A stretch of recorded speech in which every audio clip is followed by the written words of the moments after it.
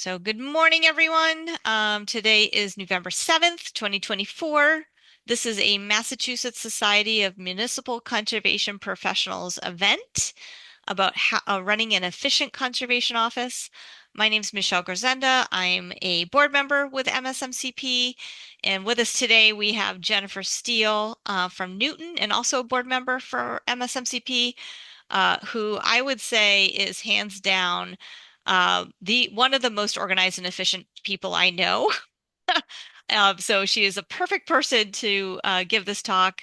And Jen, I'll let you do sort of your intro on sort of some of your initial what sort of inspired you to put this together, and then kind of talk a little bit about how people should ask questions. I'm happy to Sure. moderate the chat and let me know when you want when you want me to interject on questions.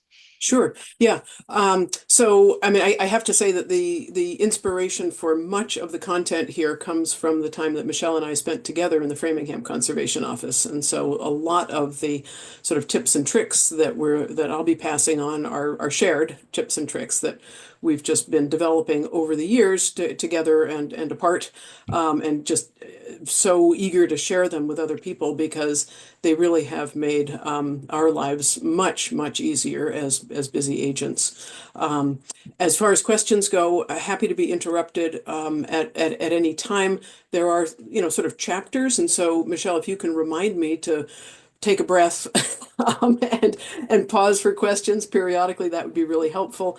But if you see something that is really relevant to the slides that we're on, I'm always happy to be interrupted. Okay, that sounds great, Jen. And then I'll try to finish up in time to leave lots of time at the end for questions and discussion. Perfect. So, okay, so I have been doing this job for quite some time now. Now working in Newton. My official title is Chief Environmental Planner, but being a conservation agent is one of the central responsibilities that I have, in addition to many others. But having been handed many other responsibilities, it became especially important for me to become super efficient at the conservation agent responsibilities that I have. And so I'm going to share some of those tips and tricks with you today.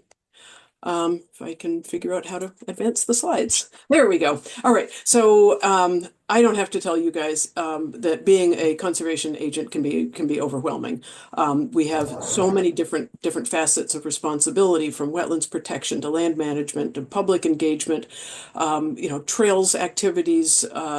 Perhaps you have been given the responsibility of stormwater management and reporting in your town.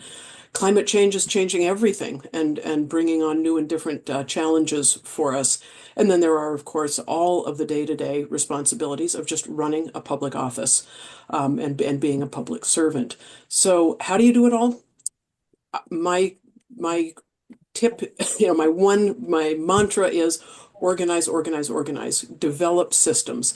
Take the time to set up systems that will serve you, with a little bit of investment and time up front, serve you for years and years to come.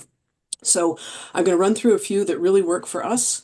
And we're going to talk a little bit about a weekly planner, but really dive into Wetlands Protection Act implementation, files, paper, electronic, and email files, and then general office administration.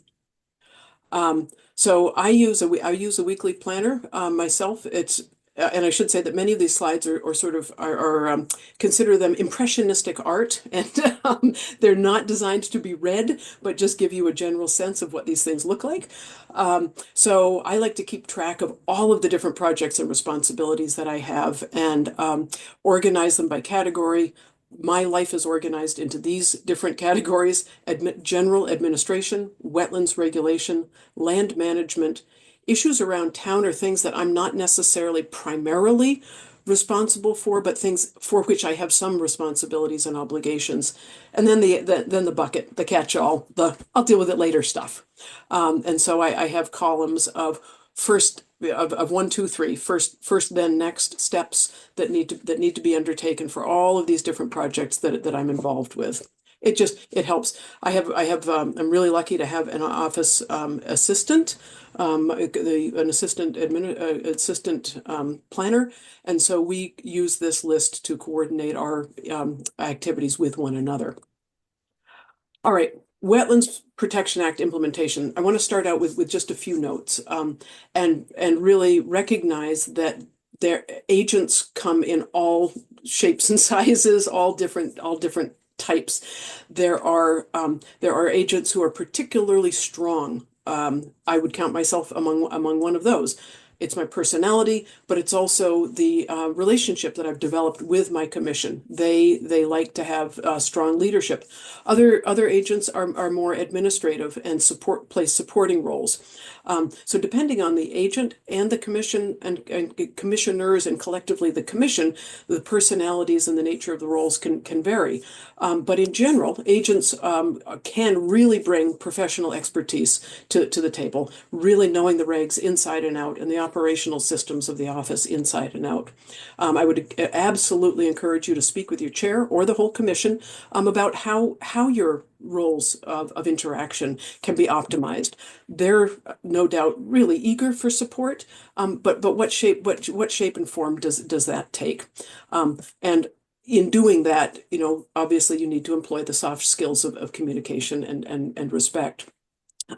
So what I'm going to be presenting today do reflect my habits of being a very strong agent.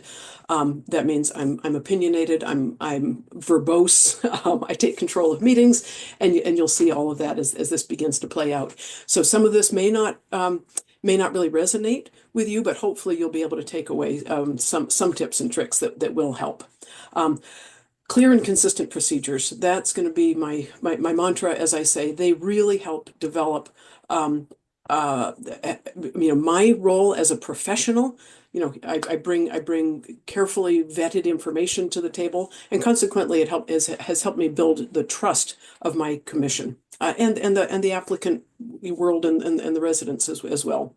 And clear and consistent procedures really are the oil of well-oiled project management. And ultimately, when it comes down to it, when we're implementing the Wetlands Protection Act, we're really serving as project managers for these wetlands applications that come before us. All right, so I live by the calendar. I'm really fortunate. Do you guys see my cursor when I circle things? We do, yep. Great. Okay, so I'm really fortunate that in Newton, we operate on a 21-day cycle. So we meet every 3 weeks. And this calendar really works for us within that context.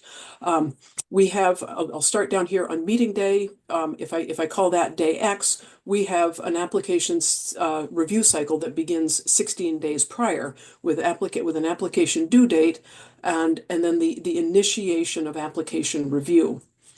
Then, a week before the meeting, we're really focused on meeting preparation. Obviously, at the meeting, we're projecting and dealing with draft documents, and then the very next day, we're dealing with meeting follow-up. This allows us to clear the slate, clear our desks in time for the next meeting, 21-day meeting cycle to begin. So we try to get everything off our plates from this meeting day, and then so this for us falls on a Friday, so that the following Tuesday we're ready to begin accepting new applications with really a clean slate. So we're going to talk about how this calendar unfolds for us, but in general we're looking at early review, a quick skim for completeness of applications. We're posting legal ads and posting the full application plans on the site, on our website. We're organizing our agenda. We're making preliminary site visits in advance of the hearing. And then ultimately, we're beginning to dig into detailed reviews of each application. The meeting prep is made up of really fleshing out a very detailed agenda, and you'll see that that's a central component of the way I operate within our office. Getting packets together for the commission and the public and the applicants. These are really important. These packets are not just intended for the commission. And we draft all of our meeting documents, meaning the orders of conditions and or determinations and memos in advance of the meeting so that we can wordsmith them at the meeting and be ready the day after the meeting to mail them out. So I'll show you what this looks like on my Outlook calendar. As I say, our application deadline is a Tuesday. We're checking them for completeness. On Wednesday, we're coloring plans and posting them, and so on. So this is our application review time, dealing with getting to drafting detailed agendas so that we're ready to send our packets out on a Thursday, a week before the meeting, so that the commission, the applicants, and the public have a full week to really understand where we think, we the staff, think these projects stand. And then we have the meeting, we do meeting follow-up, try to get through the minutes as quickly as possible, posting everything that we need to clean up after the meeting so that we're ready for the next set of applications and the next meeting cycle begins. Okay, so how do we make sure applications are complete? We use a checklist, an application cover sheet, checklist, and instruction sheet. It's just two sides of a standard sheet of paper. On the front, we ask for the basic information about the parcel, the applicant, the owner, the representative, and the wetland types affected. And then we have a very succinct checklist here for notices of intent that ensures that the applicant is aware that they have, in fact, submitted to us a complete application. And we can quickly scan down this and make sure that, yes, indeed, it is a complete application. It's also, with this top part here, it also gives us everything in one easy place, not because the DEP forms stink. So this gives us everything in one place, and we ask very specifically which party will pay for the legal ad, because that's always been a challenge for us to make sure that we're getting the billing to the right person. So we keep this right up front in every file folder so that we have all of that basic information to use throughout our involvement with each case. The back side of that is really just for the applicant. It walks them through the notice of intent permitting process so that they understand every step of the way, from submitting an application to us and DEP all the way down to the receipt of a certificate of compliance.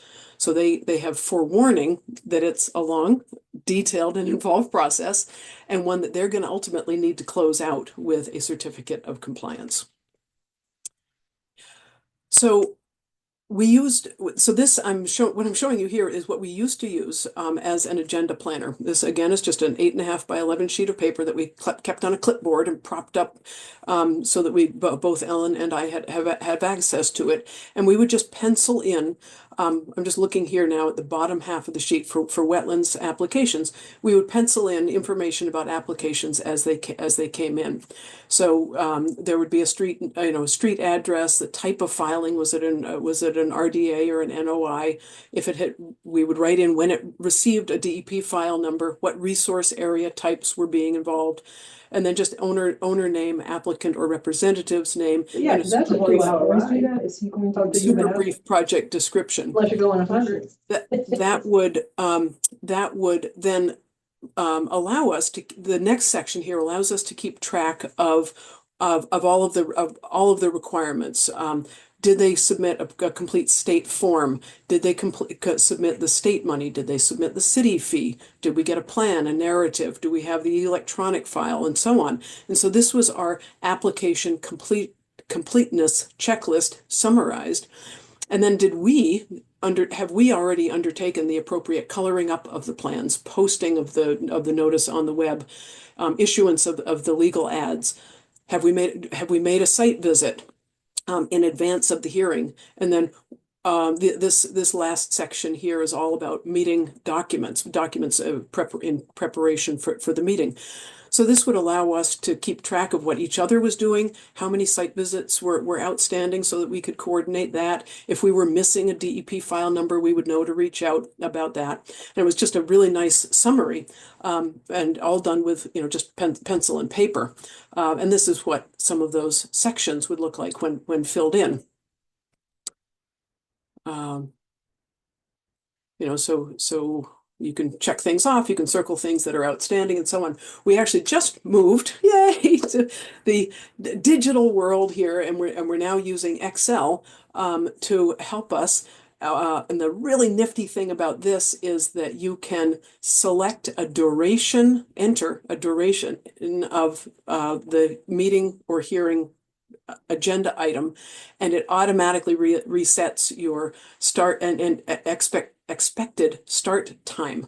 So we can reorganize the order, we can change the anticipated duration times and so on, and really figure out how the meeting is going to unfold and make sure that we have allotted enough time for each discussion. So you can see here, same basic information, the address, the project type. Do we need a legal ad? In many cases, whoops, sorry. In many cases, you don't need a legal ad, but here we do. Here we've received the check, but we are awaiting that one. Posting on the web, still not ready to post yet. Site visits, done, needed, when we're going to do it. So again, just a really nice, clear way of communicating with one another and preparing for the meeting. For the site visits, I still like the old-fashioned clipboard. This is, just a hand-colored map of Newton with in a clear plastic cover, so that I can stick these sticky arrows on, and it really helps me just organize myself for a tour around Newton to ensure that I'm hitting all of the sites that I need to, in the most efficient way. On the same clipboard, we have some forms. The site visit form and a bunch of other forms and documents that might be useful in the field, including wetland plant identification sheets and so on. So this is just our going out on the town clipboard with the map sort of as the cover sheet. So we take the map, we take the forms, and we're always sure to take a camera because on the preliminary pre-hearing site visit, that is how those pictures will be used at the meeting to project for the benefit of the public who might not have been able to see the site in advance, for the benefit of the commission, and to facilitate discussion throughout the hearing.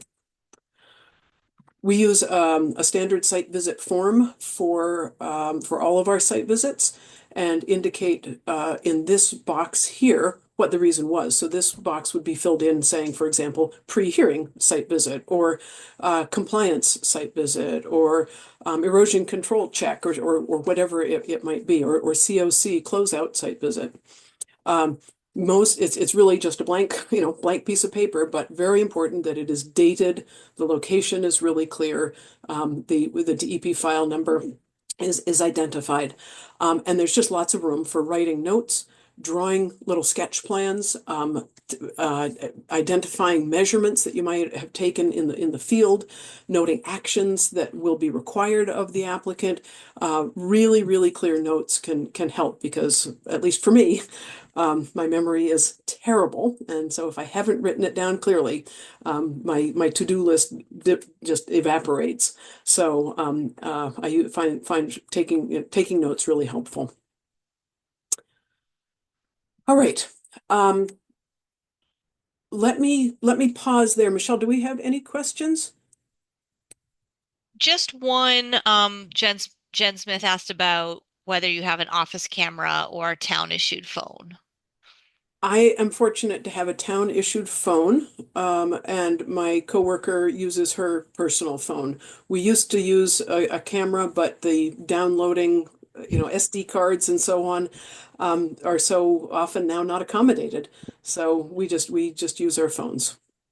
Yeah, and I think that's probably what a lot of people use these days. So I think like Jen said, some town cities provide cell phones, others don't. And there's, of course, some open public record laws that you have to be cautious with if you're using your personal phone. But I use my personal phone to take work pictures, and I just I just sort of email them to myself, or I can upload them directly to a Google Drive, which is where I put a lot of my information for Concom members for the future meeting. Yeah. Yeah, the thing that I like about cell phone photographs is that they're dated. And so they are easily organized, and such high res that you can zoom right in and do plant ID. From, if you sort of forgot to take a look and see, were those invasive species or were those natives, you can often do it after the fact in the office. So, yeah, really, really helpful. And Jen, I'll just note in case we forgot to do it at the beginning, I can't remember that Jen obviously has provided a ton of great templates here. And after the Zoom, we will be sending a follow-up email to everyone that Yeah, has links to where to find a lot of these templates. yeah, And I think I think we can make your presentation we could forward around your presentation as well. sure. So we Sure, if could I do can that. figure out, I'll be able to PDF it from the office. I PDF, just yeah, couldn't no do that. problem. Couldn't do that here. It's Yes. too big as a PowerPoint. I guess the one thing that I would say is that I would argue that Wetlands Protection Act funds could be used in support of the purchase of a camera or even the purchase of a cell phone for use in the office for Wetlands Protection Act implementation. So if your city or town doesn't have another financial option for providing you with a phone or a camera, absolutely look into using the Wetlands Protection Act funds for that. Good point. Okay, so that was a lot about preparation for the for the meeting. Really early preparation. I now want to talk about postings, packets, and projections. My interest is always in making information available to all parties, the same information available to all parties as early and as clearly as possible. I don't think that there's any value in having, one type of conversation with your commission and a different conversation with the applicant or with the public. So I like to just put all information out for all people and not curate it for different audiences. I see my role as being responsible for summarizing complex projects. We post the full project applications and full plans on the web so they're available.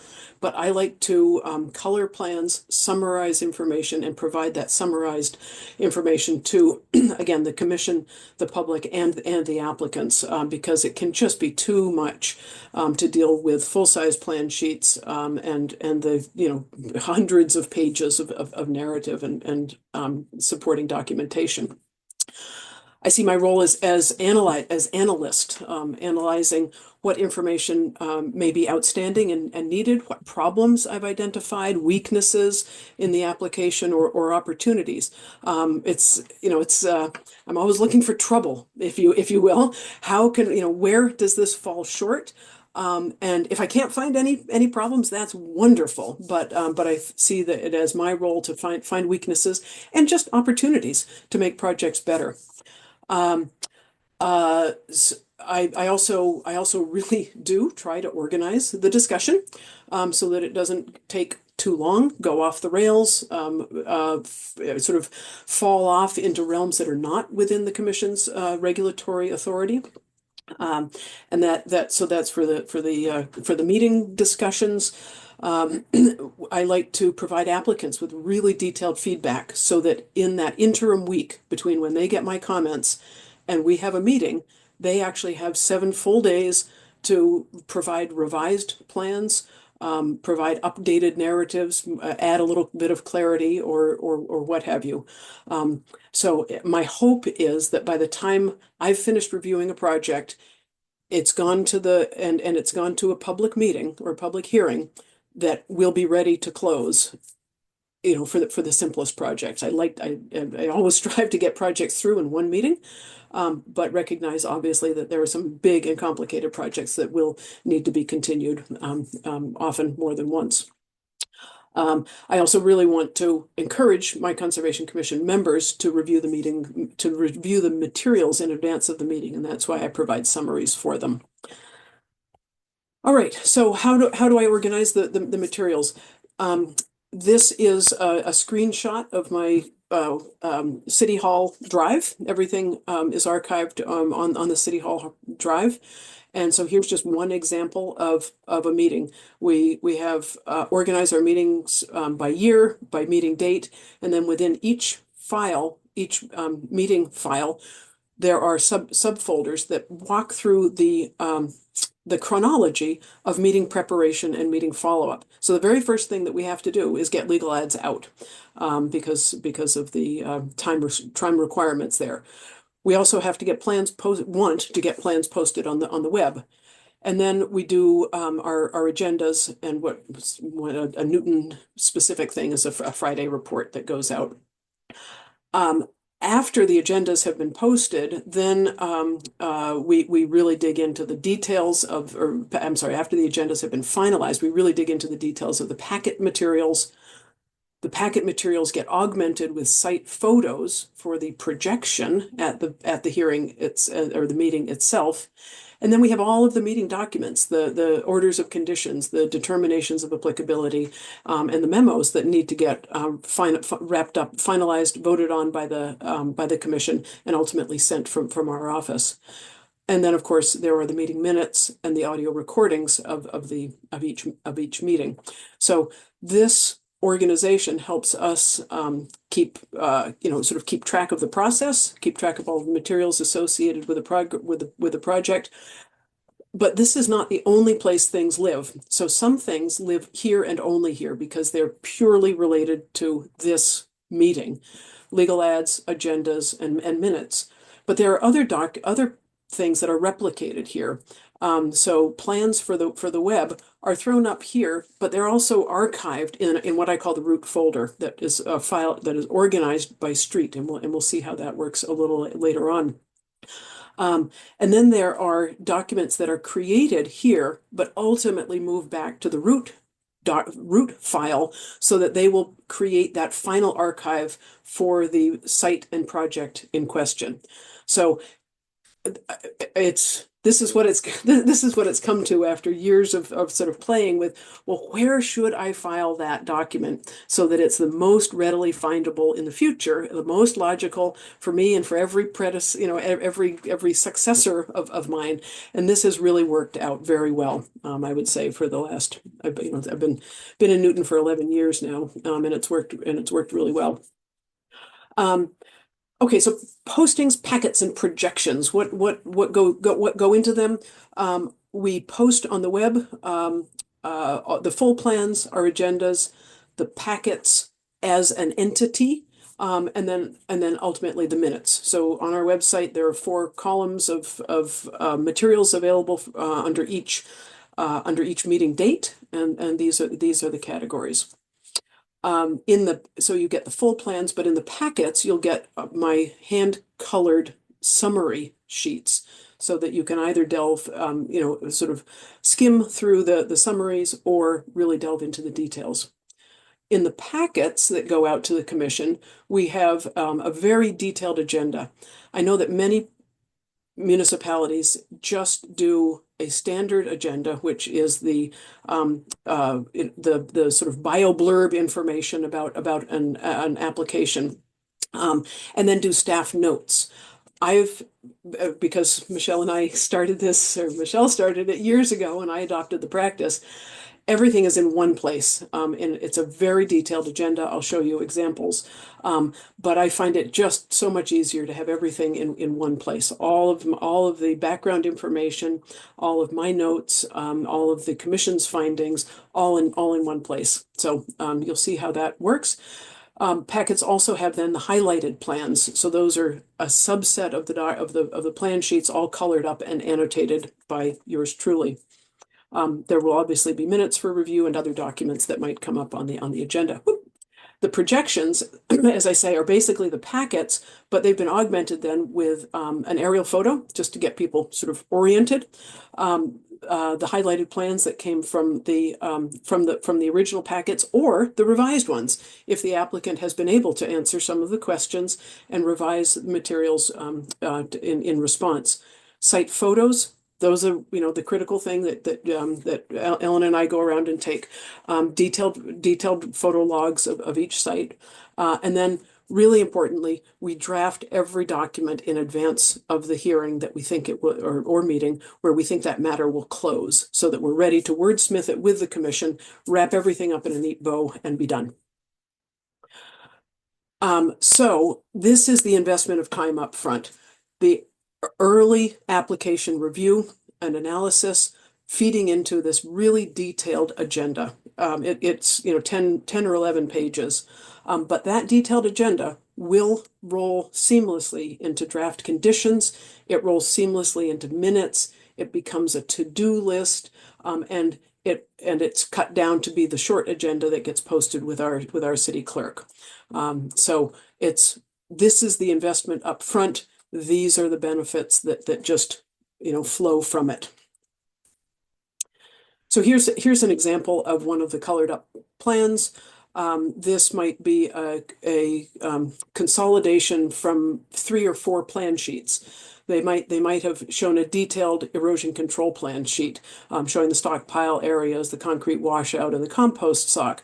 They might have had a separate plan sheet showing the wetland lines or the proposed work, and their proposed mitigation. So what I've done here is just tried to consolidate all of the information in one place and highlight it in a consistent color scheme that my commission has come to know well over the years, where wetland resource areas and buffer zones are identified in blue. Mitigation, restoration, or enhancements are shown in green. Erosion controls and site controls are shown in yellow. Existing conditions are shown in orange, and new proposed work is shown in pink. So you can see the additions shown here, shown in solid. This is a deck, so I've hatched it. And this is some proposed grading. This is work in flood zone, and so they had to do some compensatory flood storage creation. And so I've showed that there. In pink and with red X's are the proposed tree cutting, and so on. So there would, associated with this, be a whole mitigation planting plan as well, to mitigate for the tree cutting. But I'm just showing you this one example sheet. So this is what I would put in the packets and project on the screen, because it just really facilitates conversation. Okay, so this is the rollover that I'm talking about. This is sort of the outline, of some of the major categories within the detailed agenda.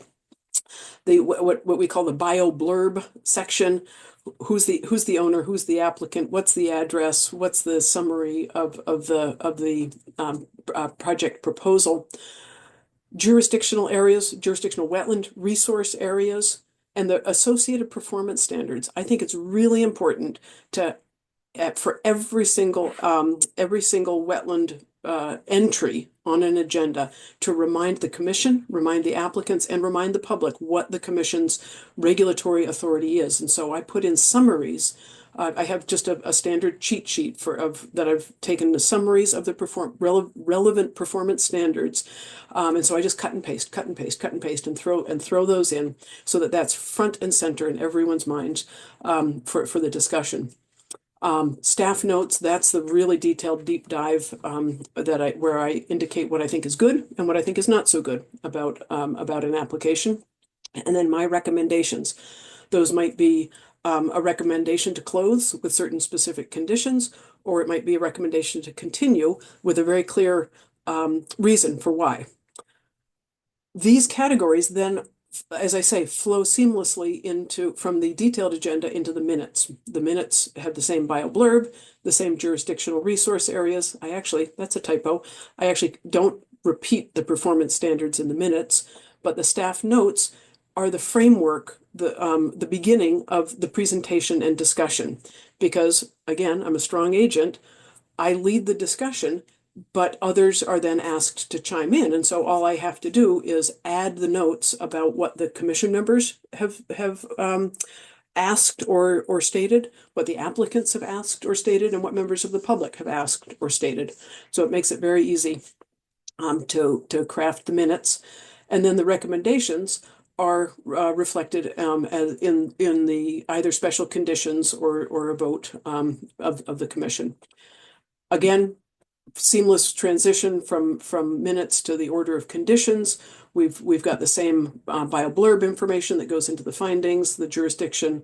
The findings become a reason for approval. I think it's really nice to let future agents, future interested members of the public know why the commission ended up approving this particular application. And then, of course, the special conditions. So here's what a detailed agenda looks like in my world for under our decisions section of the agenda. Wetlands decision. Here's an applicant. We've got all the bio-blurb information up here: owner, applicant, representatives, proposed project summary, the request, issue an order of conditions, jurisdiction, BLSF, riverfront area and buffer zone. I've cut out the most of the performance standards here in the interest of space. And then I identify the documents in the packets, additional documents that will be presented at the meeting, which will be site photos in this case, and then all of my staff notes here. The most requested plan corrections have been made, but the following errors and clarifications need to be addressed. And I've identified, 6 or 7 bullets that I think should be addressed prior to the commission approving this project. So my recommendation here is seek revised plans. Continue the hearing. So at the meeting, we have all of these materials ready, queued up. We're fortunate that we still hold all of our meetings remotely. So everything is done by Zoom. So there's, just a screen of presentation, and it's very easy to scroll through all of these pages very quickly with the applicants. And to go back to any other colored plans if they want to see those, or site photos if they want to see those. And then, as I say, I have not embedded within the presentation, or the projection rather, I have the Word documents of draft documents, orders of conditions, determinations of applicability, and or memos that are ready to be wordsmithed by the commission. So we've had the conversation, everyone has agreed on where we're going. And so then the commission can actually vote to close the hearing and issue the order of conditions as crafted at that meeting. And that way we can send it out the very next morning. While I'm going through the presentation, I have on my clipboard my detailed agenda, just to make sure that I'm remembering all of the things that I wanted to discuss with the commission and the applicants, but I'm also taking notes. So I'll be ready to add those notes in when I draft the minutes. So here's what the minutes look like. Should look very familiar. Here are the decisions. Here's this same case, all the same bio-blurb information, all the same staff. The staff notes then become this presentation and discussion. All it takes is a title change, all of the same information that was presented in the agenda, but with some additions here. The applicant, has sought permission to do this. The commission asked the owner if. The commission discussed. So these things are all new additions over and above what had been in the staff notes in the detailed agenda. And then ultimately, this was the vote to close the hearing and issue an order of conditions with the following special conditions. And so all of those are identified in the minutes so that there's a easy access to that information. And I should say all the site-specific special conditions, not our generic special conditions. And so then the minutes are also readily rolled over into the order of conditions, the findings and conditions unique to Newton. So we have the same bio-blurb information, cut and paste. We've got the same project summary, approved project summary, cut and paste. We have to add in the approved plans. That wasn't ever identified in the detailed agenda. But we have the same jurisdiction and reasons for approval, which address each of the performance standards that was identified in the agenda. And I just add a note here that when you are cleaning up your files after a project has been approved, be sure to identify both in your electronic and paper files which plans were the approved ones, write approved and the date on the final plans in bright red ink or whatever it takes. And sometimes I even think to photocopy and file the main plan sheet of the colored up version of the plan sheet, so that that's right there in the paper file for it's a wonderful way to spark a memory of, oh, I remember that project. That was the one with the deck and the tree cutting and the mitigation near the river, right? Just a note about those. And special conditions. So this is we have standard conditions in Newton that are unique to Newton, but we also have Newton's site-specific conditions. And we organize our orders of our conditions chronologically so that there are conditions that are relevant prior to the start of work. For example, this applicant needed to submit a dewatering plan and a concrete washout plan prior to the start of any construction or tree cutting. There are also site-specific conditions during work. These are, referencing the planting plan or compensatory flood storage or whatever it might be. And then finally, there are site-specific perpetual conditions. So those all get organized in the order of conditions in the same manner for every applicant and order of conditions issued. When we send out our order of conditions, we have a cover letter that is really intended to educate the applicant and the owner, because often they're different. So we say, dear applicant, here's your order of conditions, please read it. There are requirements that must be met prior to starting work. And make sure that if you're going to change anything, let us know. But we also remind them that they are going to have to apply for a certificate of compliance. I can't tell you the number of times that people say, oh, we finished that project. Do you really need an as-built? Do you really need that letter from the landscaper? And the answer is yes, we do. So letting them know upfront as many times as you can is really helpful. The other thing that we use, again, Michelle is the one who initiated this idea, is we enclose a certificate of understanding. And that, if I have it, yep, I have it here, necessitates that the owner take responsibility for this order of conditions. Very often we'll have a wetland consultant or an engineer or a landscape architect be the one applying on behalf of a homeowner. And the owner hasn't had the benefit of the conversations in the public hearing, hasn't necessarily had the benefit of even seeing the order of conditions. And so we created this certificate of understanding that says, that the owner has to initial all of these sections here. So it's saying that I have read the order of conditions. I know that I'm responsible for work on my property. I understand that there are requirements prior, during, and ongoing the work.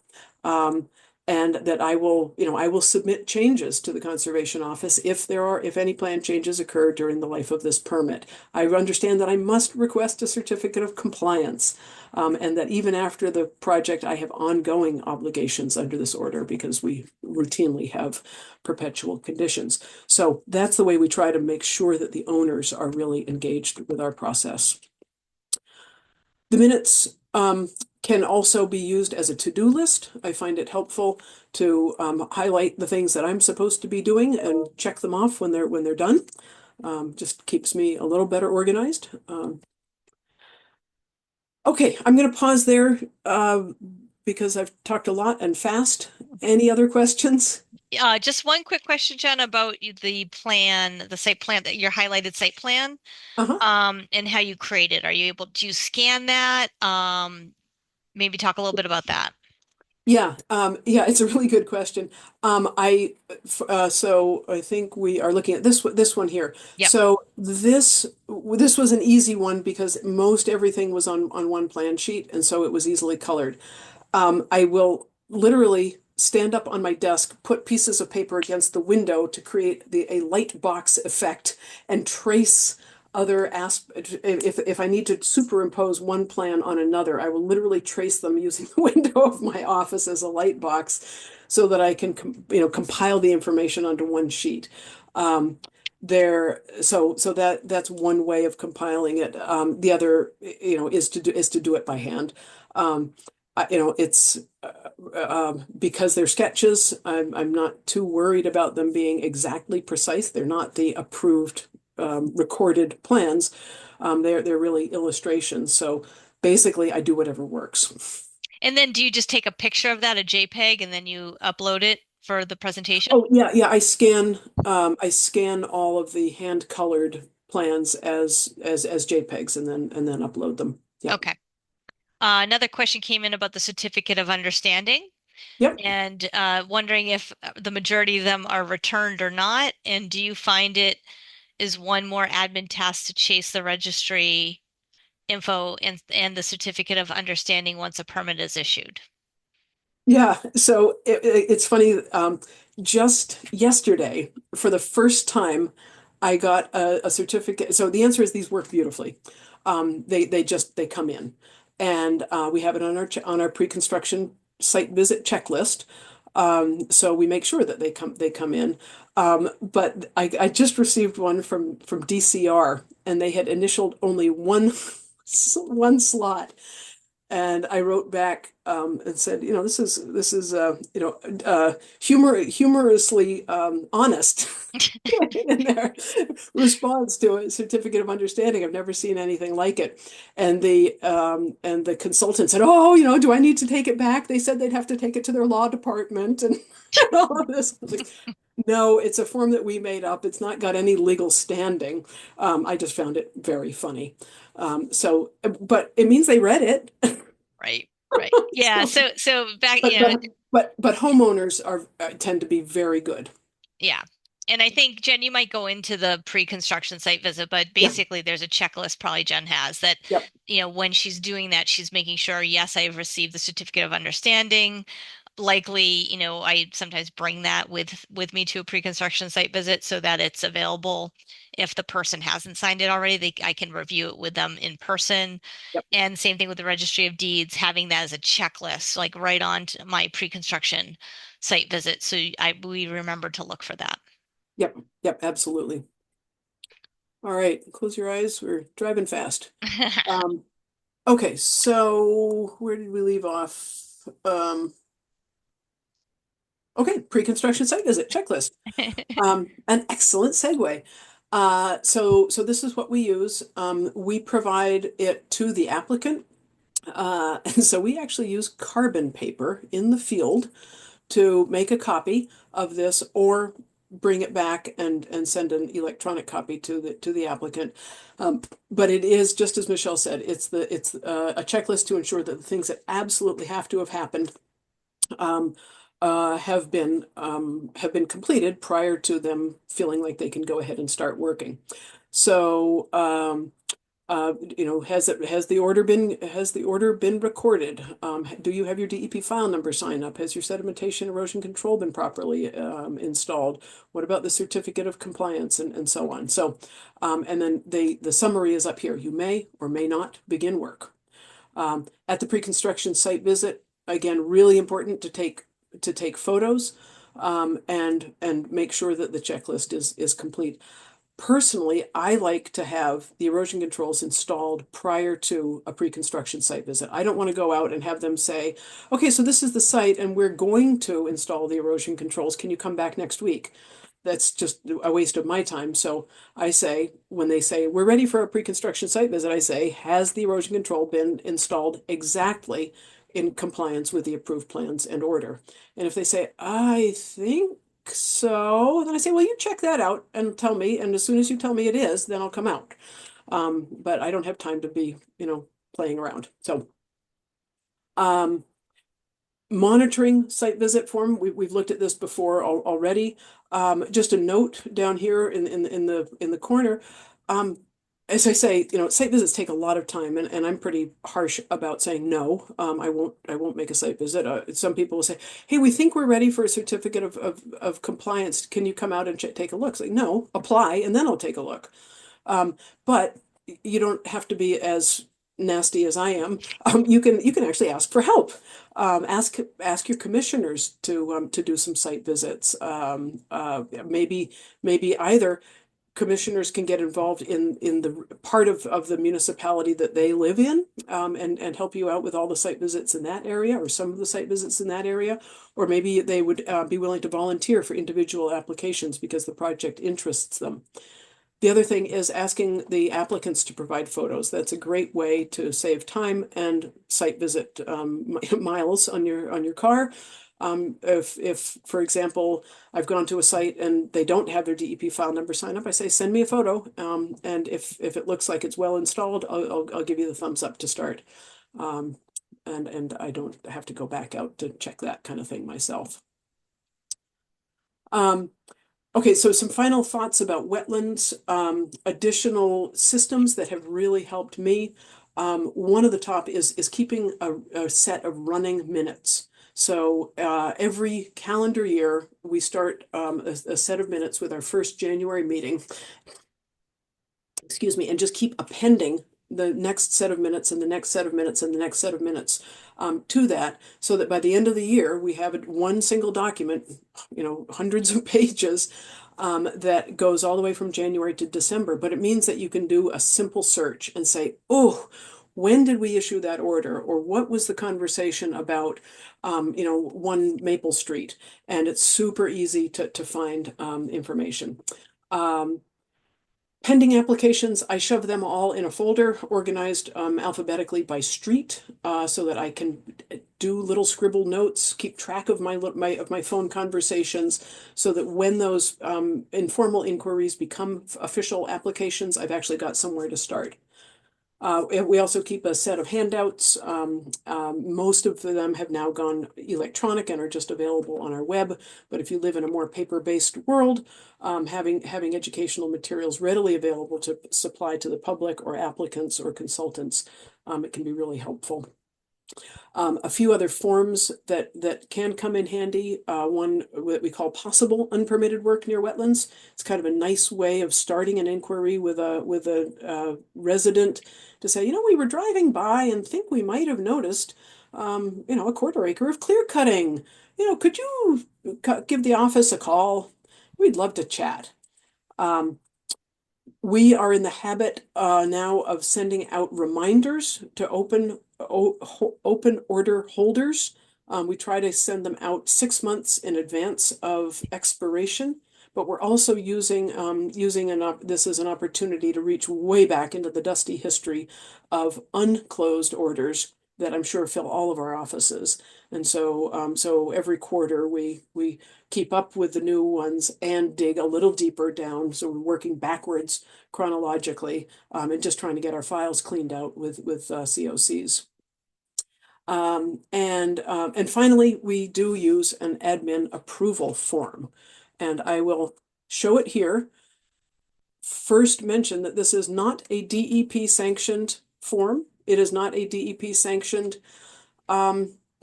process, activity, undertaking, or interpretation of the regulations. However, it is time-saving and appropriate, and if DEP wants to cause me to retire early, that is fine. We use this form for simple projects that have absolutely no chance of actually adversely impacting a wetland. We use it, the top part, to educate people about the wetlands. What is this wetlands jurisdiction thing of which you speak? I didn't know I had wetlands on my property. Well, you're in a riverfront area. It may not be wet, but you are subject to the state regulations. We formalize approval of projects that won't alter. So if their limit of work on their plan is well outside or outside of wetlands jurisdiction, we say the work isn't going to alter the wetland, and we are approving this plan that shows this limit of work, keeping all the work outside of the wetland. We rehash the most common minor exemptions here so that we can just easily check them off, so that we're formalizing our approval, our sanctioning that yes, we agree with you that your project qualifies under this minor exemption. We don't let applicants make that determination on their own. So this is our way of saying, yes, thank you. You've gone through the right channels, and we agree you are exempt. That's not necessary because an exemption is an exemption, but we really like to document what it is that they think they are exempt from. And then we have this other little section, which is approvable for maintenance, safety, or restoration. And this is where, you know, we're in muddy waters in DEP's mind.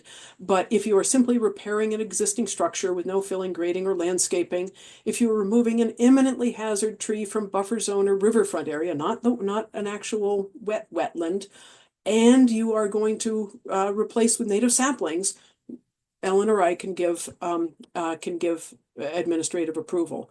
If you're doing invasive species control with an approved contractor, specifying what you're going to remove, required plantings after the fact, and ensuring success, you must. We condition these things, and we attach a plan, a dated, titled, signed plan. And we log and file all of these in our electronic files. So there's never a question about what it was that we actually gave permission for versus what it was that happened or what have you. Okay, so I think this is my last wetlands slide. I keep a Bible. It's a 3-ring binder that one of these days is going to fall apart from overuse, but it has in it printed copies and highlighted, annotated, dog-eared, sticky note tagged the act and regs, because who can ever remember where to find the information about how many days in advance of a hearing you have to issue your legal ad, or what have you. I've got a section on stormwater because it's just so darn complicated. Buffer zones, how to really regulate work in buffer zones, riverfront area, all my detailed notes that I've been pulling together over the years, I keep in the Bible. I also keep other Newton municipal bylaws, ordinances, and policies in there because there are many of those that overlap with our authority under the state regulations. And then there are other reference materials that are really, really valuable. I really want to encourage people to sign up for a subscription. I think it's $15 a year for a subscription to the MACC handbook. It is a fabulous, searchable, hyperlinked resource that, if printed out, would be 800 pages long. And it takes you through every aspect of what it takes to be a really, knowledgeable conservation administrator, and has special project sections and legal sections and so on. So if you don't have it, get it. It's really, really excellent. There are many other manuals and guidebooks out there on enforcement, delineation, buffer zones, erosion and sediment control, beaver policies. Accumulate for yourselves a library because you will use it and be better for it. We have in Newton identified a number of policies, and this is where consistent policies really help applicants. They really help the commission be fair and consistent in the rendering decisions, and they really help staff know how to guide applicants when they come in and say, "Look, I want to do this." Are they going to let me? Say, well, we have a policy on that. This is what they will let you do. So we have policies as listed here on invasive species, native plants, replacement and mitigation in riverfront area and buffer zones. Our 25-foot naturally vegetated buffer zone policy. Don't disturb it. Deadline for receipt of materials. No, don't tell me that you tried to get it in earlier, but could you please accept it now? No. Flood zone, construction in flood zone, fences and skirting and things like that. What does a growing season mean? If I planted my plants, on December 27th, and they have to survive for 2 years, when can I get my COC? Guidance for resource area delineations. When can I submit or undertake my delineations to have them approved? And this, I'm going to go skip right past it. Our administrative approval forms. Which is where the commission has given me and Ellen the authority to act on their behalf using the administrative approval form. All right, as Michelle mentioned, she and I put together a guide called Running a Conservation Office, and it has a lengthy table of contents. And then for the wetlands protection permitting process, it walks through basically that checklist that I showed you that we use with our applicants and has all of the links to all of the forms that we have developed over the years. And so you can download from this. And Michelle, I think this is what you said that you would be sharing with folks at the end of this. Yes. Um, there are a few other useful tools out there that allow you to do virtual site visits. You know, hopefully you have some form of GIS capacity in your office, but Bing Maps, Google Maps, Mass Mapper, historic aerials is really cool for delving way back in time. It lets you dial back. This is a historic aerials screenshot here. It lets you dial back here to 1946 to see what this particular parcel looked like from the sky in 1946. Flood maps, really important. FEMA has been updating flood maps all around. Please be sure that you're regulating on the most current maps. And in the Charles River, the most current ones have not yet been promulgated, but we are regulating against these preliminary maps. So make sure that you are aware of what the current regulations require you to be using for FEMA maps. And people should be aware that even though there are these FEMA maps from the FEMA Map Service Center, it's the FEMA flood profiles from the flood insurance studies that really are the gold standard for identifying flood elevations. The map blobs pretty good now. They're better adapted to existing topography, but they're still not perfect. They're still just blobs. And so the FEMA profiles are very important to familiarize yourself with. Stream status, using USGS maps or stream stats to identify perenniality. And of course, the NHESP, Natural Heritage and Endangered Species Program maps for knowing what areas might have endangered species, threatened, rare, or endangered species on them. I'm getting tired of talking, so I'm gonna, there are many other outreach materials that you can provide, create and provide. We've done some of these new homeowners packets, living with wetlands. You know, what does it mean? I just bought a house. You know, I hear I've got conservation commission authority. Applicant's guide to the wetlands permitting process, a butter's guide. Some of these are things that Michelle has developed over time. Some of these things are things that we've, you know, so each adapted for our own municipalities.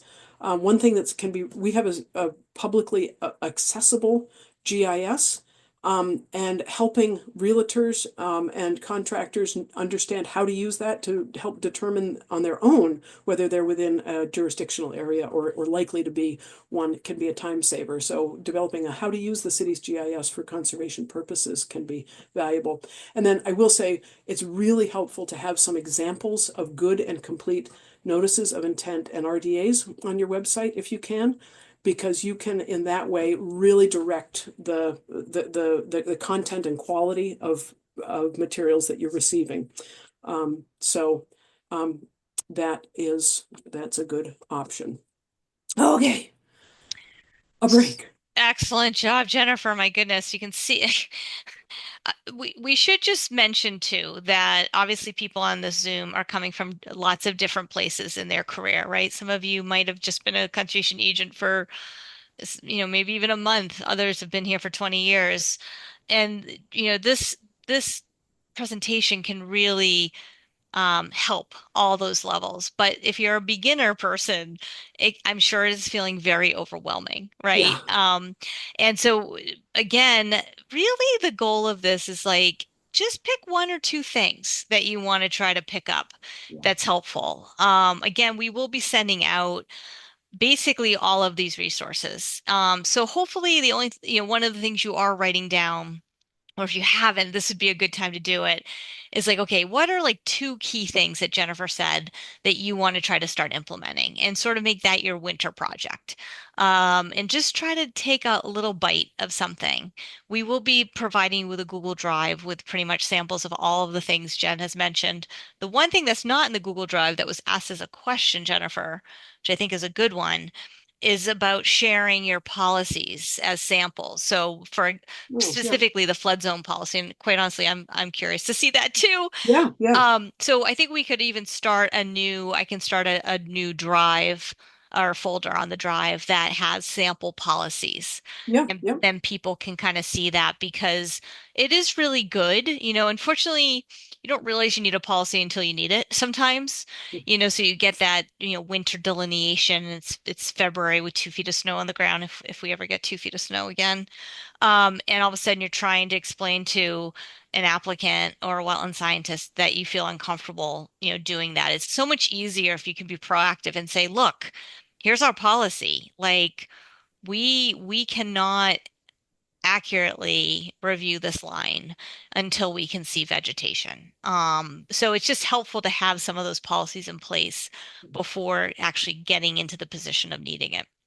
Yeah, absolutely. And I will say that all of our policies are available on our website. So if anyone wants to go to the Newton Conservation Office website, you'll find them there. But yeah, really, really good point. I mean, this is total fire hose assault. Um, I recognize, I don't know how else to share the breadth of great tips without, a mile a minute talking in 147 slides or whatever. So Well, I and do again, I do apologize, but yeah, totally, Jen. But it is one of those things that, these, like Jen said, this has been developed over her in my career, the 20 plus years of doing this, and it's sort of been perfected over time.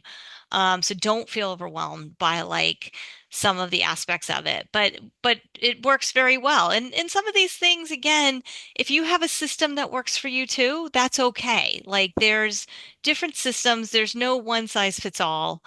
But it is amazing at all the nuances that this job entails. And I think one of the things I love about being a conservation agent is the fact that there's this it's almost like an orchestra, right? There's all these moving parts and you constantly have to keep them in line to make sure you're meeting the legal deadlines, you're meeting the regulatory requirements. And it can be fun, it can be overwhelming. And the way Jen has outlined it is just a really nice way to visually see how the process can work over a course of a, 21 day or 14 day, meeting schedule. The other thing I just wanted to mention, Jen, from the chat is MACC actually reminded us that the MACC handbook subscription is $20 a year. oh, So that's I think a recent increase. So thank you for sharing that with us. good. Yeah, still well worth it. Totally. Yeah. Okay. So another quick romp through file organization. And I'm going to talk about paper files, electronic files, and email. And the message here is consistency, consistency, consistency. So my files, I keep three sets of files. We still have paper in the office. We obviously have a lot of electronic files and obviously mountains of email. My file organization scheme for all three are matched, one for one, so that I don't have to remember, oh, did I file that one by street and that by DEP file number, or was that by year or anything like that? It's all the same. Make sure that your file organization really matches your obligations. So here again is my highest level of the conservation drive. And here you see the same four categories: administrative responsibilities, conservation areas, that's our land management category, issues around town, that's the things that I'm not necessarily primarily responsible for, but involved with. Wetland cases and forms, that's all the DEP, NOIs and RDAs, OOCs, and so on. Meetings, I pulled out just to have it right at the top. So that's as you saw, broken down by sort of chronology. And then I do have this large library, regs, ref, education, and outreach, because I like to keep a record of all of the best of the flyers and handbooks and guidances that I find. So Those are my obligations, my file organization scheme. When you drill down then, let's look at the wetland case files. We file everything, wetland cases and forms. Here are cases. We file everything by street in order to be able to have all the information about one particular parcel, whether it got an order of conditions in 1989, and then another one in 2014, and they're now applying for another one. And oh, would you look at that? They never closed out their old ones. It's all right there. So street really works well for us.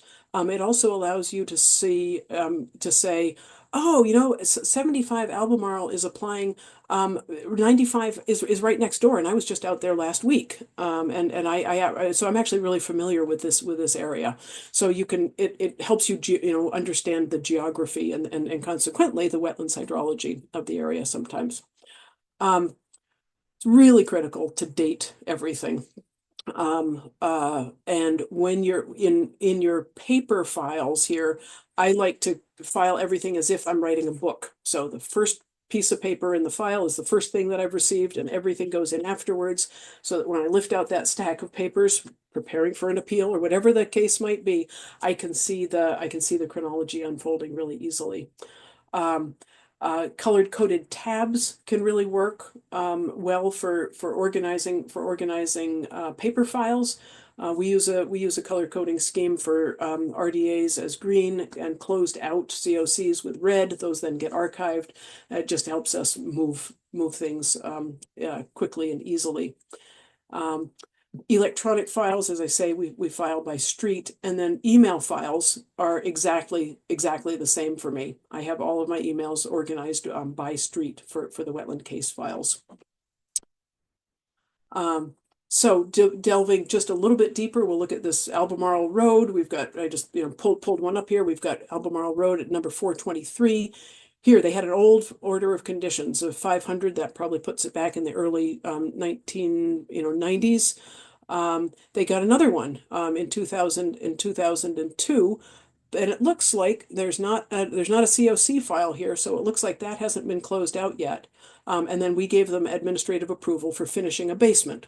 They needed approval from us because our building commissioner said, "Oh, you're in flood zone," but they were just doing interior work, and so we gave them, they were drywalling, and so we gave them administrative approval for that. But so you can see what has occurred on the history of that site. We also maintain a master database in Excel so that we can sort as needed. And it allows us to sort then by DEP file number. So there's one chronology. We can sort perhaps by when the order of conditions was issued. We can sort by whether a COC has been issued or not, and recorded. And then, of course, we have all of the notes summary notes that we might be interested in being able to recall really quickly. So this is something that gets updated after each meeting. So new orders that have been issued or COCs that have been issued get entered in here, and so that's just maintained on a once every 3 weeks basis. We also maintain our own copies of all of the wetland forms. DEP does a terrible job of, they don't do any job of letting us know when they update forms. Sorry, do we have any DEP members in here? Sorry. But so rarely, many DEP folks don't let us know when forms have been updated. And so it's really important to make sure that you're on top of that. So we keep copies of all of the forms and date them so that we have application forms, which we post on the web, and then we have all of the permit forms that we use on a regular basis, that we issue. So that's another important category of information to have. And then, of course, the meeting files. We've spent a lot of time talking about this already, so this should look familiar. The chronology of how we go about organizing our documents for any given meeting, legal ads, plans, and so on. We maintain one extra meeting folder, which is month 13, which is just the template. And so we can just keep regenerating the template each time and don't have to reinvent the wheel. So that works very nicely for all of us. And we maintain a rolly cart, which is for each individual meeting, we are stuffing paper copies of the plans received, memos and so on. Whatever comes in or needs to come in paper, the colored versions and so on go into paper files, and those are all organized ultimately by agenda item number. But so we do have this duplication of paper and electronic, but it really helps. When just a note here about using pink cardstock to facilitate photocopying for packets. I find it's a really dumb trick, but I just keep a file folder with pink cardstock. It's actually not showing up here, down here, so that when I take a plan out of a paper file, I stick a piece of pink cardstock in, run that through the scanner, and then I can stick it right back in, and I never lose the organization of my paper files. So, silly trick that most everyone probably knows already, but I thought I'd mention it.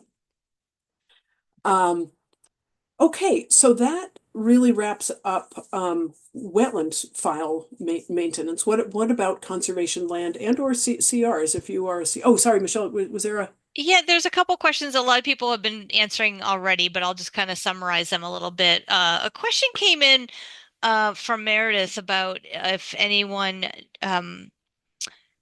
has any, oh, sorry, that's not the right one. Sorry, I'm having to go back a little bit here. Oh, about scanning files. Like, of course, one of the things is we're very paper oriented, a lot of town halls.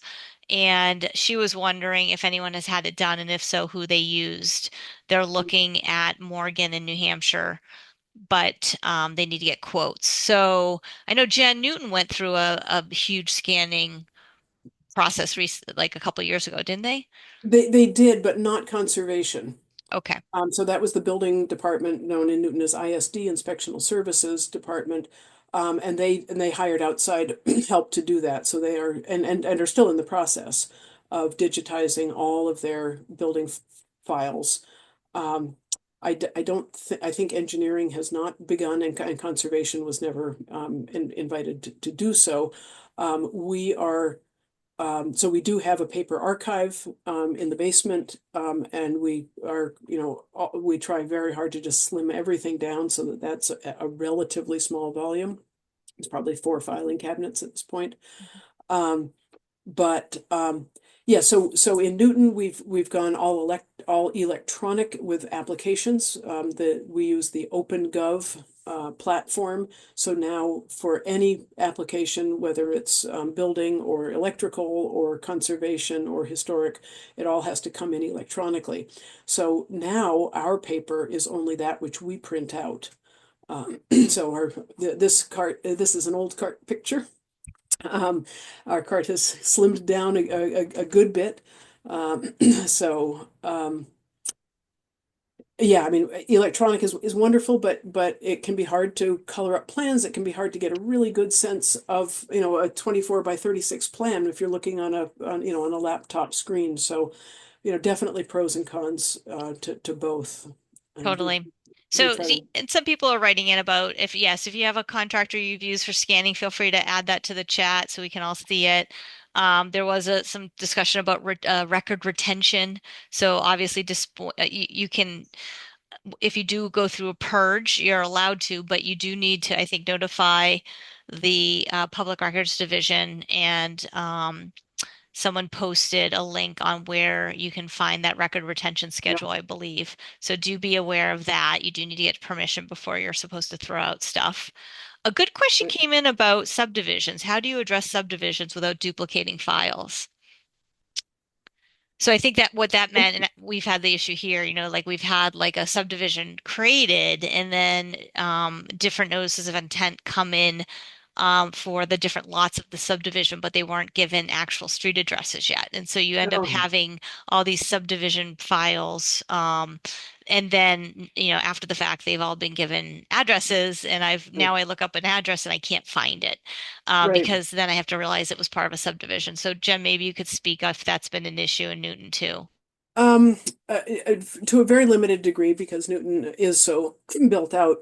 But what I do in my electronic files, which is always the first stop, if you will, and so it really is the most important, I will continue to file things in the way that works for my brain and then put in an AKA, or see also the new street names. So and so that people who are new to the matter know where to look. And you can just make a dummy, a one-page dummy file in paper files. Perfect. Yeah. So I think that was all the questions. Feel free to Okay, put up your virtual hand if I did miss one in that list. great. Yeah, so conservation land files, similarly, we live a double life with a combination of paper and electronic files. We have a master, we maintain electronic files by parcel so that we can keep track of projects that are going on there. We can file site photos of parcel by parcel so that we have sort of a photo log of the history of the site or issues on the site. We maintain lists of management needs. We're very lucky to have an excellent annual contractor, and so we share databases of management needs on a regular basis. And then, of course, unfortunately, we have some files documenting encroachments in our electronic files. We do also maintain a master 3-ring binder that's just a really slimmed down collection of the most important documents for each parcel. The original recorded or master plan for the site when it was acquired or surveyed, the deed that goes along with it, and any other really important supporting information. All the rest of the details of, the old newspaper clippings about when the municipality was considering acquisition and things like that. Those get stored down in the basement in the archives. And then, as I say, we do have these archival documents that we maintain in paper form. Land management planning, I use Excel to keep track of things, accounting, projects needed, and so on, all in a master land management database. We have different tabs that give us, for example, all of the information about a parcel, its acreage, linear feet of trails, how many trailheads, how many signs, is there a trash can, and so on, all of the infrastructure information. I keep a list of needed projects that, what's outstanding that needs to be done. I also really like to keep a list of Boy Scoutable projects, ones that are, relatively prepackaged and simple, but appropriate for a troop of high schoolers. We keep a list of all the completed projects because it's really nice to know not only where your money went, but geographically and ecologically, have you been fair and consistent around your municipality? Have you been approaching the parcels and the ecological needs appropriately over the years, or do you tend to focus on one or two parcels, and might be time to spread the love, the money, and the effort. And then we do maintain a shared work schedule with our contractor. One tab that I used was prioritizing projects that needed doing, looking at why I was interested in undertaking a project. Was it safety? Was it aesthetics? Was it new infrastructure? Or what have you? What kind of scale was it? And consequently, how would it be prioritized? And then I had estimates for these different categories of money so that I could plan ahead for budgeting. This is just the early years of record keeping for completed projects. So you can look down any one given fiscal year and see everything that was spent on individual projects. But then you can also look across at any one parcel and make sure that you've really been hitting it with the appropriate level of care and maintenance. And excuse me, of course, keeping track of money is really important. We have several pots of money that get divided up for different reasons, and keeping track of dates of invoices, actual numbers of invoices, who has been paid for doing what, and what pot of money has it come from. But even more importantly, anticipating what needs to be done and what pots of money might you be drawing from, so that you're sure to have a sufficient balance at the end of the year. So, all right, quick pause there.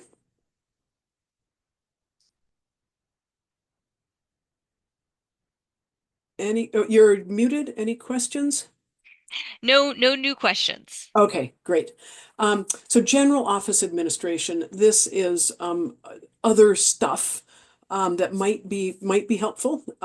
Annual planning is something that some bosses require, and it's something that you might just play with to see if it helps you really prioritize. As we've said, there's 10 times more than anyone could ever possibly do.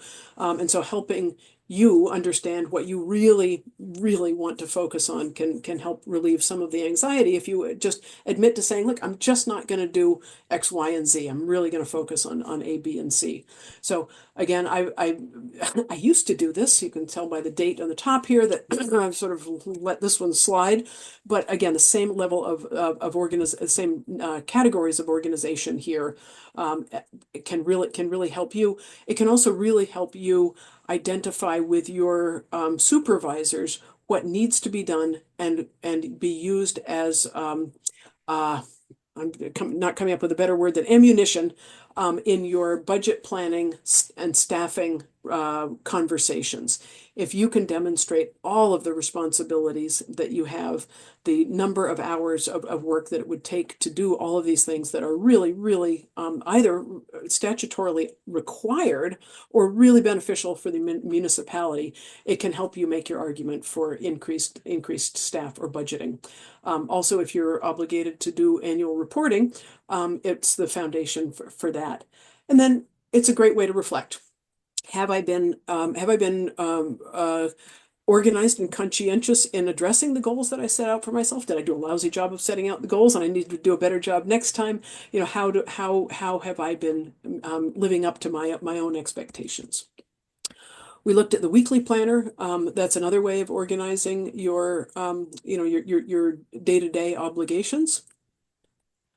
And identifying some successes, some accomplishments is another great tool for speaking with your supervisors and discussing opportunities for, if any, for increased budget or staffing, increased salaries. Phone calls come in a lot. I think it's pretty common to just take them, deal with them, and move on to the next thing. I find it really valuable, however, to use one of those spiral prefab carbon copy tear off things to keep track of my phone calls, because I do go back and take a look at, well, I told that person that already, didn't I?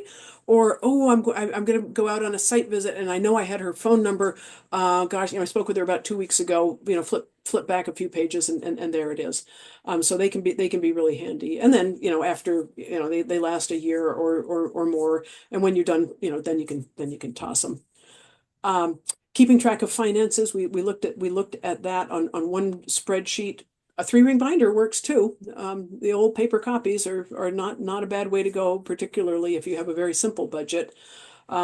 But thinking about how you're spending the money that you do have, is it on land management, is it wetlands, is it public education, and so on. Understanding where the money is coming from and going to can help identify opportunities. Wetlands Protection Act fees can and should be used for Wetlands Protection Act implementation. So there's an opportunity perhaps to augment a municipal line item for salary increases or staffing increases. Understanding that you have land management obligations and perhaps not enough money to do what you'd like to do, it lets you know that you should perhaps be looking for some grants, and so on. So really understanding the flow of money can help you lay out priorities and accomplish those priorities. Interdepartmental coordination is a really important aspect of our jobs.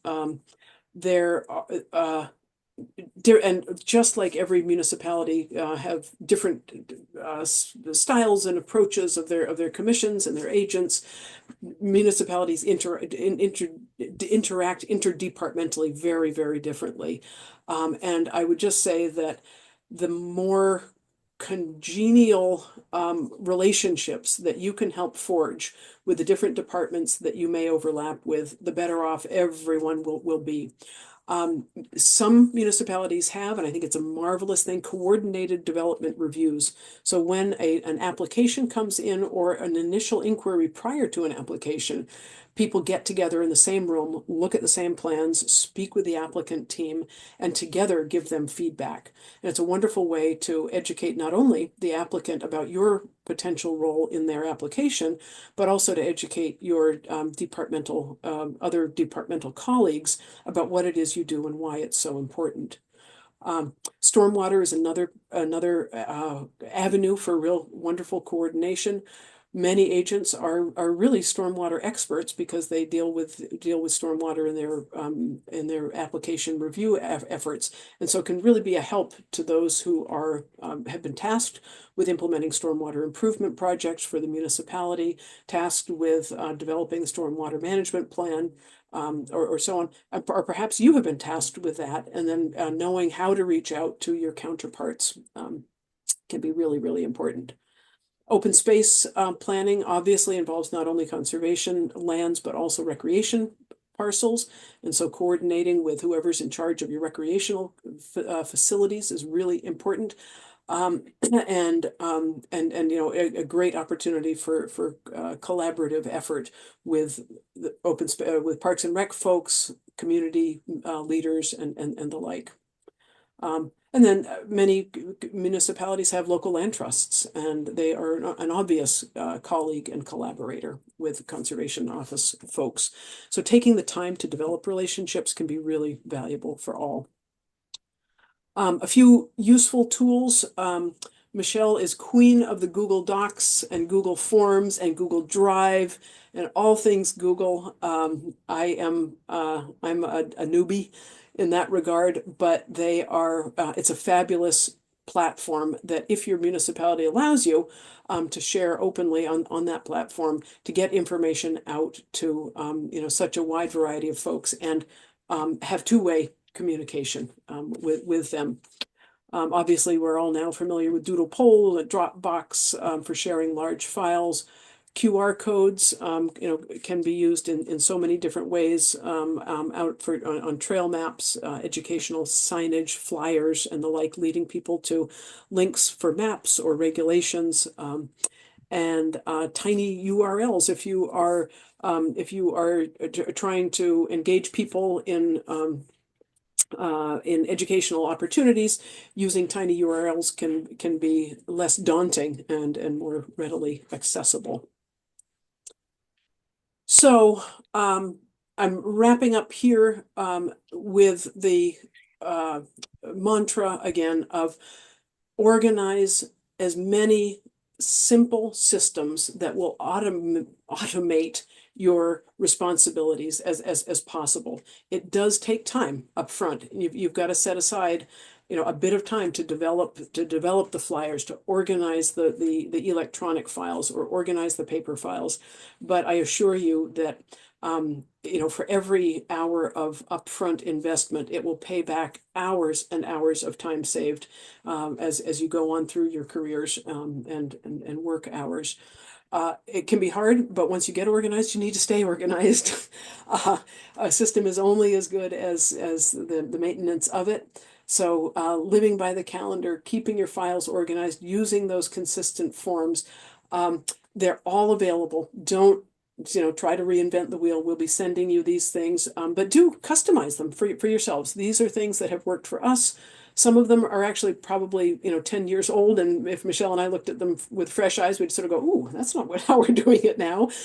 So these are things that are designed to evolve. There we'll be sending a lot of those along. And then, of course, reach out. We are a community. MSMCP is and MACC provide, just wonderful opportunities for networking, question asking, information sharing, and general support. So even if you just need an ear to listen or a shoulder to cry on, reach out. And I believe that with that, we're done. Unbelievable, Jennifer. Holy cow. That's just like everything you need to know conservation office wise in 90 minutes. That's really what we should call this presentation. Such a wealth of info. And I do want to, so please, write in the chat or raise your virtual hand. And Jen, maybe you can stop sharing so we can see people. We did have one general question come up about let's see here. Let's see. Oh, yeah. You know, that so many of our offices just have one staff. And that in it of itself is a huge challenge. Because what if you want to take a vacation and you have this 21-day schedule to deal with? And I think, I dealt with that for a few years in Weston when I was a single staff person. And I think, for me, um you have to you want to post your in my opinion you sort of post your meeting schedule. Towns and cities do that in different ways. Like in Weston, I would just do like a 3-month period or a 4-month period. I'd post my meeting schedule. I like that because generally I would be planning my vacations like 3 or 4 months in advance too. And so I would just avoid. I would have to sort of figure out when my vacation was and I would avoid personally. In Weston, I can honestly say I never missed a single meeting, 12 years. But with that said, there are towns and cities that function with supplying the information to the chair and to the commission. And, technically speaking, they can some towns and cities can run a meeting without staff, if you had the right chair. Otherwise, I think to your point, you sort of have to kind of figure out how to blend in your vacations with all these legal deadlines. My amazing colleague Stacy is on a 3-week vacation right now, and have I been really appreciating all of her work while she's away because I'm realizing all those little nuances I haven't had to do lately. But I ended up having her post the agenda early. You can always post agendas earlier. Again, in Lincoln, we have a 21, you have to actually file your permit applications 21 days in advance or 20 days in advance. You do have to be careful of that 21 days because you have to hold you have to hold the hearing within 21 days, otherwise get a waiver saying that you can extend that date. But that then allows us to get the material in to post the legal ad appropriately. And we can almost set our basic agenda fairly early. And so you can always post things in advance. And when you come back, if like a request for certificate of compliance came in, before a meeting, you can always update your agenda on the website. So there's ways of dealing with vacations, but it does complicate things if you're a single staff person. Right. And I will chime in again, probably with the wrong answer here, according to some, but life happens. And sometimes you don't have a quorum, and so you have to cancel a meeting. And sometimes, you find yourself in Peru. So uh, if your applicants are okay with it, postponing a meeting by a week is not the end of the world. And so we have we plan our meetings a full year at a time. And because of holidays, we don't always make the 3-week deadline, or the 3-week cycle. And so we push the meeting out an extra week. And people are given lots and lots and lots of advance notice about that, and no one has squeaked. Could someone put in an application and complain? Absolutely. But the chances of that happening are slim, and we would work with them if it was absolutely necessary that they be heard early. So, Another tip that a couple conservation departments have been trying to work on is going from a every 2 week meeting to a every 3 week meeting. And, I knew when I was in Weston, I just felt like there's no way I could go 3 weeks without a meeting. I have to do every 2 weeks because of how busy we were. But when I came to Lincoln and we were on the 3 week schedule, I realized how much easier it is to fully finish the action items from one meeting before starting the next meeting prep. And I do know of some towns and cities that are pretty busy that have recently made the switch to 3 weeks, and they've been able to do it. yeah, It does require a lot of organization. It requires a commitment of your board as well to sort of kind of make a pact that you're sort of focusing on the big pictures at that meeting, because if you currently have 6 hearings every 2 weeks and you're going to every 3 weeks, you might have 8 hearings now. That's going to take extra time to get through. But if you really work on getting that organization set before the meeting, then hopefully that will help orchestrate the actual processing of the material at the meeting itself. I hear a lot about continuances, which I know it happens from time to time, but there are some towns and cities that have had these continued hearings for months and months and months and months. It's one thing if you're just continuing it quickly at a meeting and not taking up time, but some of these are taking up time. And again, that's where a conversation with your chair and being staff and seeing what can you do as staff to expedite. If someone is not ready to come to a meeting, I do not put them on a meeting. They have to supply the information by a certain date. If they don't, we are just continuing and they're scheduled for the next meeting. And really working on that process so that you're not having superfluous information discussed at a meeting until it's really ready for prime time. And that's a nuance. That's not something I think newer conservation professionals are going to feel comfortable doing. But once you've been doing it for many years, you realize how much time you can save by having a lot of administrative conversations, project management conversations as staff with the applicants, and make sure that they're set up for success at these yeah, meetings because ultimately they want a permit too. And so we do a lot of hand holding in Lincoln. And part of that is because I want to have everything kind of ready for prime time at the meeting. I don't want anything sort of left for, questioning. I want everyone to know where I'm coming from. We have a good rapport with our commission, so they respect our opinions. And those kind of things take time, and it takes sort of crucial conversations with your commission members.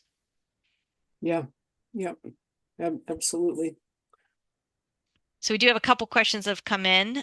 Um, Just a reminder that agendas do have to be posted at least 48 hours in advance, not including weekends. There is exceptions for that. If you have an emergency come up, you can post things less than 48 hours. So you can add something, but it's really just really for emergency matters at that point.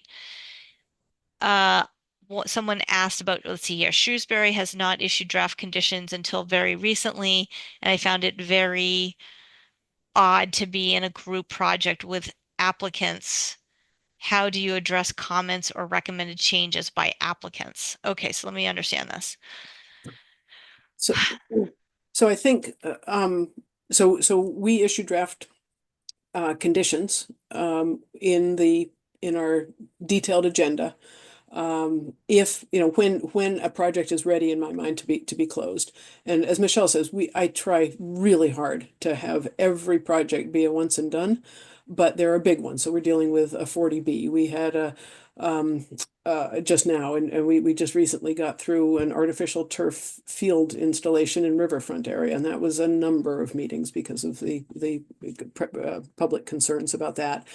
and so on. So certainly not all meetings can be can be opened and closed in one night, but the draft conditions then are posted to the commissioners and to the applicants, and to the general public.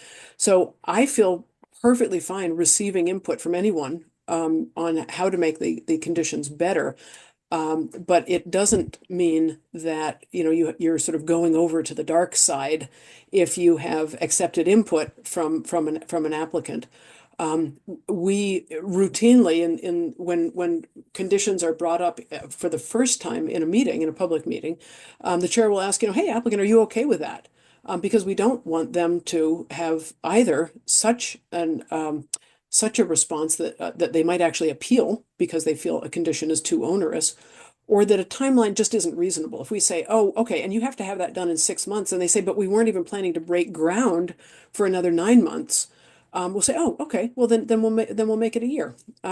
So it's not a bad thing to, I think, to collaborate with the applicant, as long as it's always resulting in better ecological health, better project design, and really comes with careful consideration. So Yeah, it's great. And yeah, just that point is, you can get feedback from applicants, but the commission doesn't have to accept it. Ultimately, it's the commission's responsibility to determine, and staff, hopefully, what the conditions say, in the detail that's provided in those conditions. And feel free, if anyone wants to raise their virtual hand or put in the chat any questions at all. This is your 15 minutes of asking anything. No question is too basic or too difficult for Jennifer Steele. thank you, but Not seeing anything else come in yet. I think, again, reiterating what Jennifer has said about resources, that you may feel alone in your town because you're a one-staff department, but ultimately there are dozens of conservation professionals in the state, in your region, who has probably dealt with a similar scenario. So when I started, I sort of had my favorite five, fabulous five conservation agents that I would email whenever I had a question come up, or I needed a sample enforcement order or a sample violation notice. There are experienced agents around you who have these templates available, as well as what we'll be providing after today will be quite a few different templates for you to use as well. Ooh, Jana asked about CR organization, conservation restriction organization. I'm going to let you jump in on that one, Michelle, because I would be perjuring myself if I said I did it well or appropriately. A lot of it depends on how much time you have, because any of these topics could be like a full-time position, of course. But in basic terms, the best thing first is to figure out, like, where are your CRs? Which CRs do you actually have? So the state does have a spreadsheet, so you can email DCS and say, can you please send me a list of all the conservation restrictions in my municipality? So, starting there if you don't have that. And then again, starting those records, similar a little bit to what Jennifer was talking about with conservation land records. I know in Weston, in both Framingham and Weston, we started binders, right? So you have your binder and you try to find a survey. You have the legal language of the conservation restriction. We'd create a cheat sheet on just sort of the basics of what the CR allows and doesn't allow. Has the conservation restriction ever been monitored? So then trying to go out, and that's super hard. In Lincoln, we have 100, we have 61 conservation restrictions, the Conservation Commission. Fortunately, they are monitored by the Land Trust, so we're super fortunate in that way. But even with those numbers, many towns will put like an every 5 year schedule to monitoring. So just take a group to monitor each year. Concord has dozens and dozens of CRs, and they too have a CR monitoring volunteer stewardship committee, and they get assigned, like 5 or 10 CRs a year to monitor. And so monitoring is important to make sure that there aren't encroachments. And just like conservation land, it's often you will find encroachments on conservation restrictions. So then coming up with a system on trying to track and prioritize, right? So I think when Jen Steele and I were working on monitoring in Framingham, this was both fee owned and CRs. I think we found like 120 encroachments in like the first year or two of monitoring, and you just then feel overwhelmed. I then left Framingham. That was the way I handled it. But prioritizing. Some of these were just like leaf piles or brush dumps or Christmas trees. Those aren't significant. But if you've got a swimming pool, if you have a shed, if you have a major lawn encroachment, so trying to identify what are your priorities and then tackle, and see if you can get Concom members can help. You can assign a Concom member to see if they will help with some of the monitoring. But enforcement and keeping track of enforcement takes time and deadlines, always issuing deadlines for people to provide you info and ticklers on a calendar. Because again, we're I didn't start this message on today's talk, but oftentimes I'll say that even though we all think we're conservation agents, we're actually project managers. And really that's the most fundamental part of our job is that organizing and administration and knowing about, how do we best keep track of timelines and deliverables. Yes, we have that environmental lens and we have that conservation lens, but ultimately the better your project management skills, the better you're going to be in this position. Sam And has, oh, go ahead, I was Jen. just going to say the law department of your municipality might be able to help with CR enforcement as well, because it really it's a legal document. And so if you need to um, talk about the how to proceed and or have help proceeding, a conversation with your legal department might help. Totally. Sam has her hand up. Hello, Sam. Hi, how are you guys? Um, I have been an assistant for about a year now, and I'm finding that the systems that I had, like organization systems, being new to the project manager side of things, I found that the organization systems I had before starting this job didn't exactly transfer. So I've sort of been in this like retraining my brain space, and I'm trying to make like checklists for all sorts of things. Like I made a site visit checklist and an agenda review checklist and blah blah blah. And I've got like a million checklists. It's maybe overkill. Um, and I'm still kind of struggling. Do you have any advice for sort of like getting into that new way of thinking and organizing? I would ask, what do you feel you're struggling against? Where do you feel you're falling short or bumping into trouble? I feel like definitely a good example might be orders of conditions because each project is so different. I feel like even though I can review a permit and summarize what is being approved, I might say forget to, I don't know, like I don't know, now I'm losing my train of thought. No, no, no, no.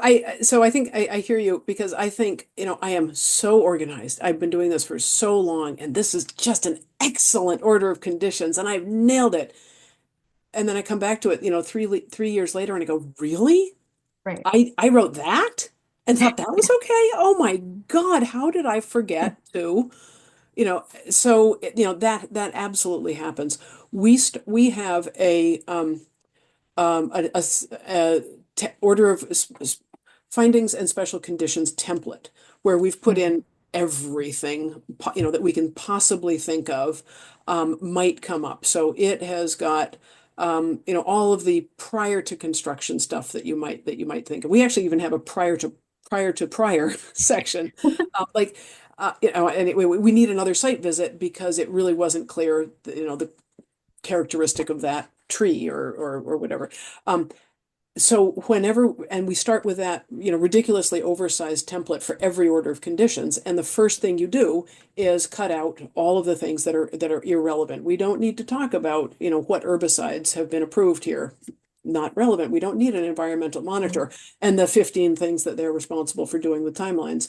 So the first thing that happens is a lot of deletion. But it's wonderful to have those ticklers. Yeah.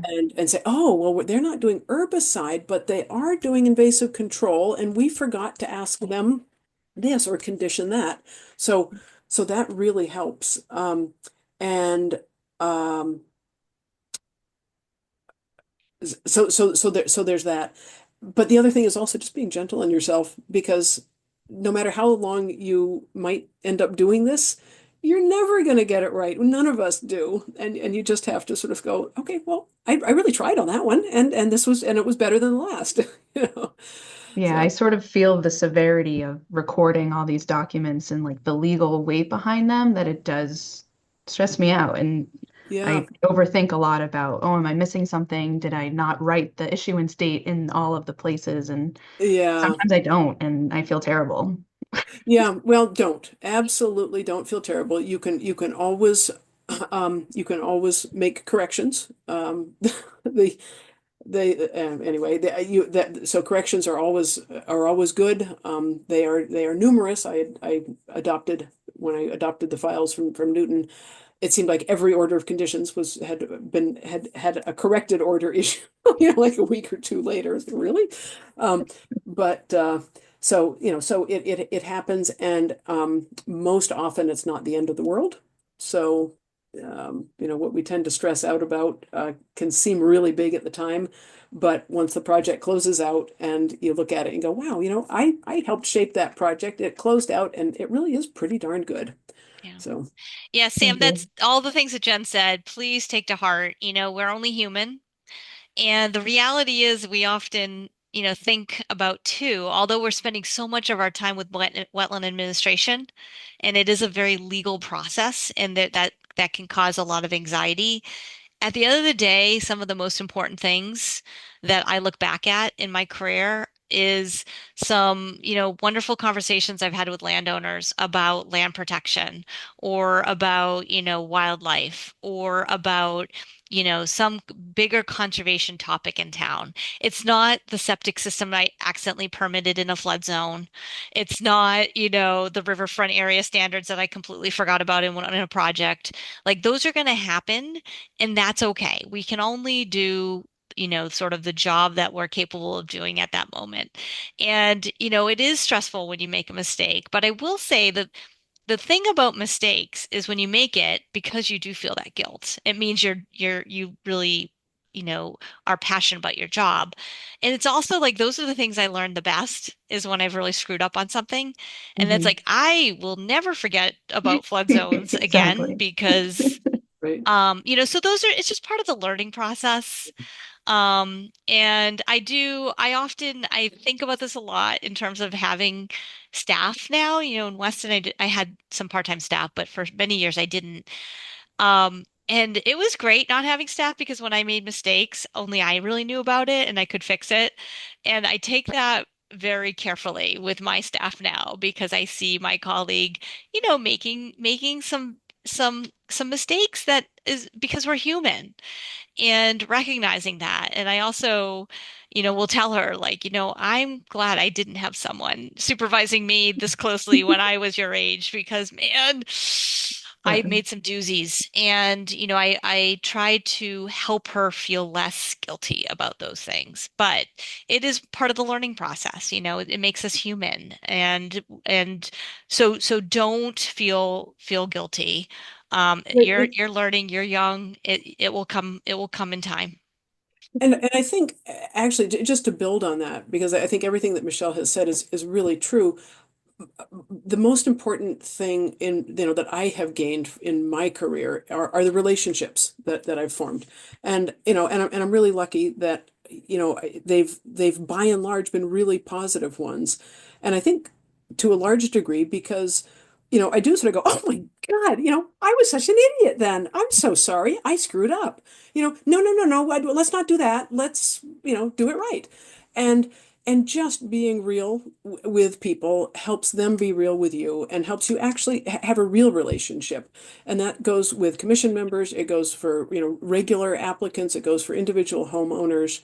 Um, uh, is just being out there and being honest. Right. Honest about your passion, honest about, mistakes that you make, honest about, why you're doing what you're doing. And because it really is all about trying to save little pieces of the planet, however Yeah, we can. absolutely.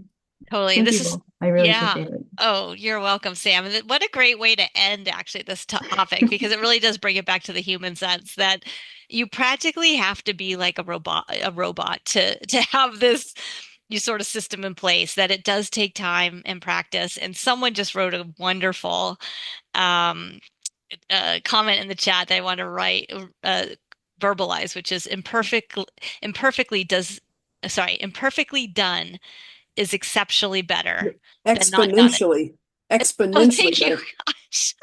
Talk about mistakes, right? Yeah, Imperfectly done is exponentially better than not done at all. And that's yeah, such a great yeah, summary. And the other thing, and I actually have this a little sticky note actually on my monitor that says, "Don't let the perfect be the enemy of the good," because it is so easy to get stuck in that this is going to be a hard, big project and just put it off rather than just taking bite-sized pieces and start working on it and figuring out who can help you, if you have a colleague who can reread stuff, that's what it's about is just trying to like figure out systems that work in your town, in your city, and recognizing that we're all human. yeah. Building community. Um, yeah, absolutely. Excellent. Well, Jennifer, thank you so much for this incredible summary. Well, and thank you to everyone who joined in, and thanks Michelle for all the years of helping get all this off the ground. So yeah, Yeah, it's a team effort it is a team effort. for Um, sure. so we will send a follow-up email probably. It probably won't happen until early next week, to be honest with you, but we will send an email out with the templates, the recording, any of this information. If some of you are not MSMCP members, hopefully you'll become one. Talking about staffing and the need for staffing. We're in the final stages of a salary survey and staffing survey. So if you haven't done that, I think I sent out email blasts about that web link as well. Thank you for all you do. Everyone should give themselves a pat on the back. And we look forward to seeing you. We do have our next MSMCP event, I think, is on November 20th on the Public Land Preservations Act, or I think now it's called the Open Space Act. How to protect the land that the conservation owns and making sure that if it does get converted, it's being converted correctly and legally. So thank you. Thank you all for coming today. Great. All right. Thanks, Michelle.